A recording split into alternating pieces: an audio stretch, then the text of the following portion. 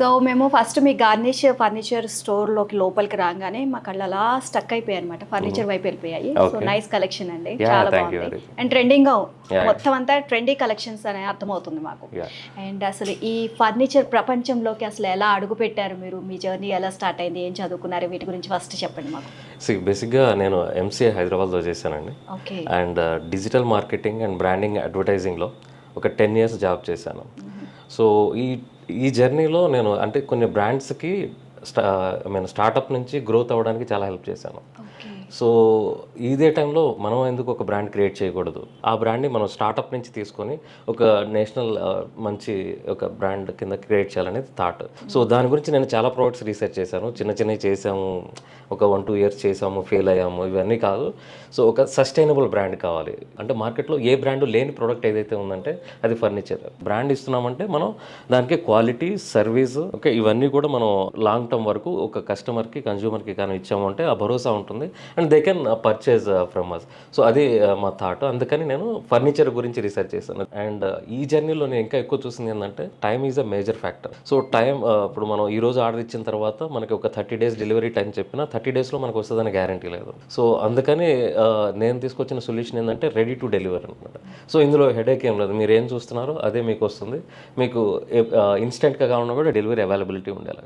So అందుకని నేను lot of dining tables కానీ, లాట్ ఆఫ్ చైర్స్ కానీ ఇంపోర్ట్ చేసి నేను రెడీగా పెట్టేస్తున్నాను అనమాట. సో పర్టికులర్గా నేను చూసిన మార్కెట్ గ్యాప్ ఏంటంటే రెస్టారెంట్స్లో. సో రెస్టారెంట్స్లో ఏంటంటే మనకి మోస్ట్లీ ఇప్పుడు ఒక 200 సీటింగ్ అయినా 300 సీటింగ్ రెస్టారెంట్ అయినా ఈ మరి ఫర్నిచర్ చేయించుకోవాలంటే ఎక్కువ మంది రాజస్థాన్ కానీ, జోధ్పూర్ కానీ, ఢిల్లీ కానీ వెళ్తున్నారు. సో అక్కడ ఏంటంటే మేము లాట్ ఆఫ్ చీటింగ్ చూసాము. అంటే మీరు ఇప్పుడు ఆర్డర్ ఇవ్వడానికి మీరు వెళ్తారు, తర్వాత మీకు మెటీరియల్ వచ్చే వరకు మీకు గ్యారంటీ లేదు. అండ్ వాళ్ళు ఇచ్చిన ప్రోడక్ట్ని మీరు తీసుకోవాలి, అందులో ఫినిషింగ్ ఉన్నా లేకపోయినా, డ్యామేజ్ అయినా మీకు నో వన్ ఈజ్ ఆన్సరబుల్ అనమాట. సో అందుకని దాన్ని బ్రేక్ చేయడం కోసం మన దగ్గర 250+ చైర్ ఆప్షన్స్, ఆల్మోస్ట్ ఒక 30+ డైనింగ్ టేబుల్ ఆప్షన్స్ మోస్ట్లీ రెడీగా ఉంటాయి. ఓకే. సో ఈవెన్ కస్టమైజేషన్ అంటే ఒక 50 to 60 days అయితే కస్టమైజ్డ్ ప్రోడక్ట్ కూడా with the same finishing and whatever you are looking, మీరు ఏదైతే ప్రోడక్ట్ చూస్తున్నారో అదే ఫినిషింగ్ తోటి నేను ఆ ప్రోడక్ట్ ఇవ్వగల గ్యారంటీ నాకు ఉన్నది అనమాట. సో అది. ఓకే.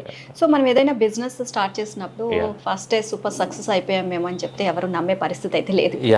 సో కంపల్సరీగా అప్ అండ్ డౌన్స్ అనేది మనం కంపల్సరీగా ఉంటాయి. సో మీరు ఎలాంటి సవాళ్ళు ఎదుర్కొన్నారు ఇందులోకి వచ్చినప్పుడు?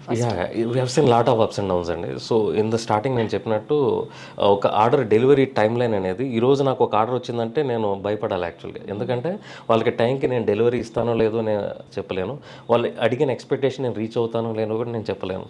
సో దీనివల్ల నేను ఆల్మోస్ట్ ఈరోజు ఒక ఆర్డర్ వచ్చిందంటే రేపు మార్నింగ్ నేను లేచేది ఆ ఆర్డర్ కాల్ తోటే. సో ఒక మంచి ప్రోడక్ట్ జనాల్లోకి తీసుకెళ్ళడానికి మనకి చాలా కష్టపడాలి.